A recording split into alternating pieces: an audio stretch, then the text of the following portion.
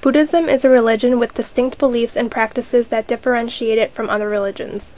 Buddhism can be seen around the entire world, however, it has greater dominance in Asia. Though Buddhism throughout all of Asia is of importance, I will focus on Buddhism specifically in Thailand. Looking at Thailand should give a better understanding of the country itself since it has the largest Buddhist population of all the Asian countries and the entire world. In Thailand, 95% of the population is Buddhist, so it is obvious that it plays an important role. A brief introduction to Buddhism in general will be looked at, and then Buddhism will be dissected more closely with its relations to Thailand in regards to temples, schools, and women. In order to understand Buddhism, a person must understand its origins. Probably one of the most important figures of Buddhism is Siddhartha Gautama, who founded Buddhism over 2,500 years ago. Siddhartha was born in India to a wealthy family.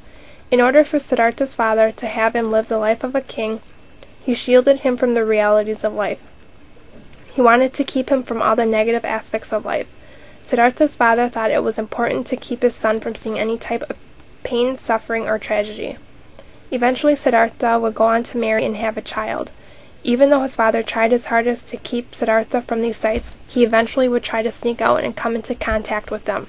He finally saw all the pain, disease, and suffering of the world. After seeing this, he decided to leave his royal life behind and go search for truth and enlightenment. Siddhartha, while on his own, tried ways of self-torture so he would know what it was like to suffer like the rest of the world. He would not eat and try to deal with many hardships that came his way.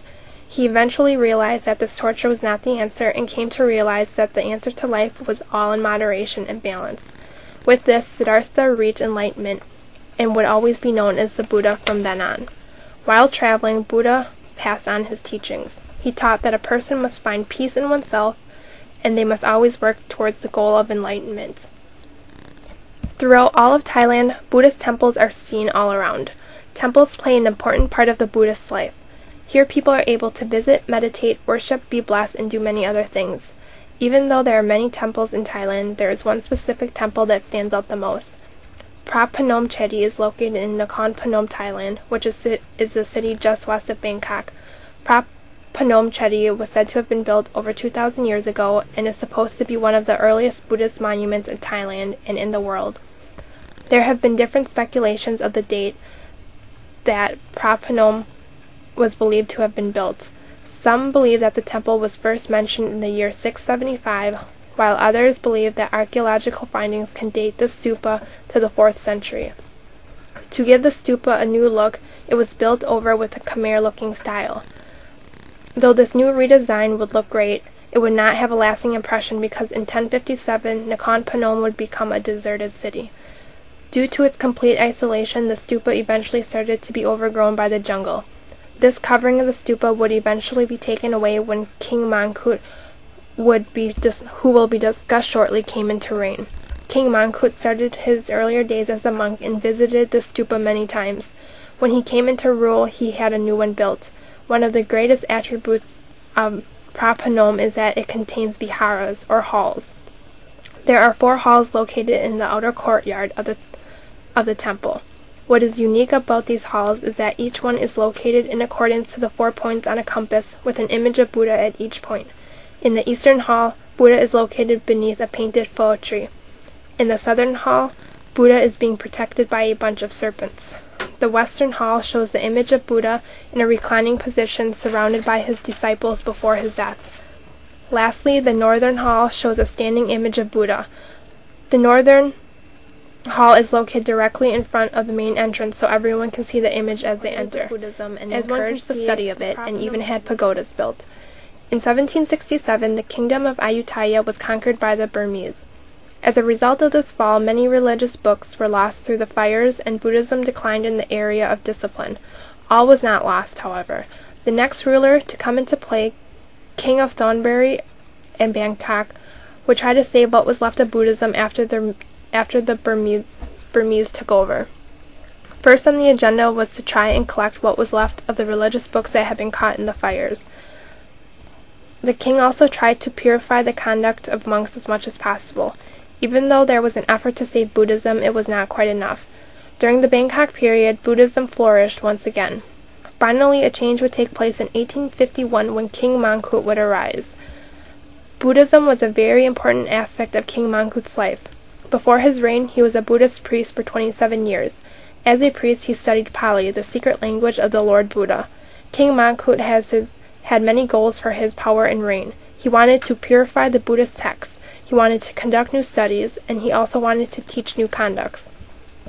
Many people believed in his goals, and soon many priests were following his new revised way of the Buddhist life. Eventually, King Mongkut would come to form a new school of Buddhist thought in Thailand. King Mongkut developed Thammayut Nikai to go along with the older majority school in Thailand, Nikaya. In Thailand, their form of Buddhism is called Lankavamsa. The term Lankavamsa refers to Sri Lankan lineage. The concept was first introduced in the 13th century during the Sukhothai kingdom by Sri Lankan monks. Now in Thailand, there are basically two principal sects in modern Thai Buddhism. The Sangha in Thailand is broken down into two main Nikayas. The first sect is the Mae Chi, which means the Great Branch. Then the second sect that King Mongkut developed is the Thammayut Nikai.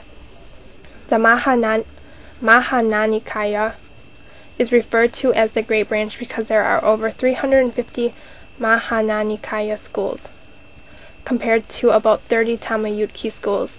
Besides the difference in sizes of each of these schools do not differ substantially in any way. These two schools' main goals and practices follow that of the teachings of the Theravada school. The Mae Nikai and Thammayut Nikai schools both follow the conservative way of study and practice of different disciplinary doctrines. Like Theravada, both schools follow the original teachings of Buddha. Even though these two schools are alike for the most part, there are a few ways to tell the differences between them. The Mae Nikai usually will be wearing orange robes, while the Thammayut have red-brown robes.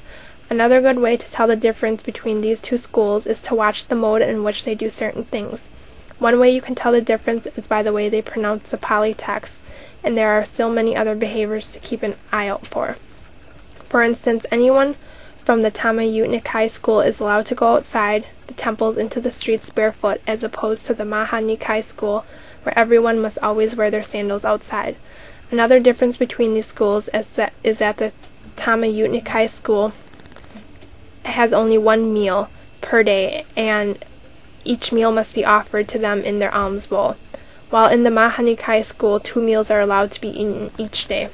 Lastly, the Thammayut Nikai school must also be proficient in their scripture study and meditate.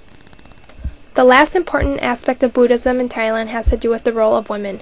In Thailand, Buddhist lay women are referred to as Mae Ji or Mae Chi. Buddhist lay women have been around for more than 300 years as part of the religious community in Thailand. In a religious social order, Buddhist lay women would be positioned between the ordinary lay follower and the ordained monk. Even though the Buddhist lay woman is positioned below the ordained monk, there is no way for her to move up the ladder. She cannot be ordained as a member of the Buddhist clergy because the order of the ordained Buddhist nuns was never established. When you really look at everything these nuns do for the religious community, it can be seen that these Buddhist lay women are a group of marginalized individuals. There are so many things that they are denied as a group. First, they are denied formal religious endorsement.